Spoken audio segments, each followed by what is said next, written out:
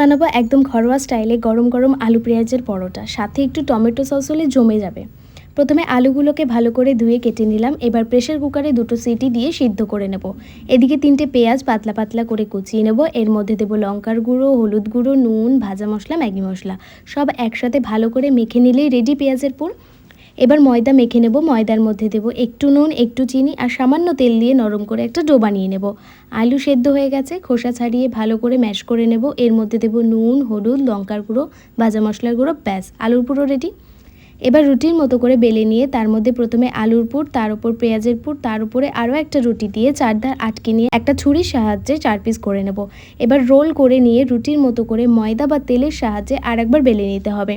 তাওয়া গরম করে প্রথমে পরোটার এপিঠ ওপিঠ হালকা করে ভেজে নিয়ে তারপর তেল দিয়ে পরোটাটা ভেজে নিতে হবে। আর এই দেখো গরম গরম আলু পেঁয়াজের পরোটা রেডি। একটু সস দিয়ে খেতে দারুণ লাগে। তোমরাও বাড়িতে ট্রাই করো আর কমেন্টে জানাও কেমন লাগলো। ভালো লাগলে লাইক করো। শ্রী রান্নাবাড়িকে ফলো করতে ভুলো না।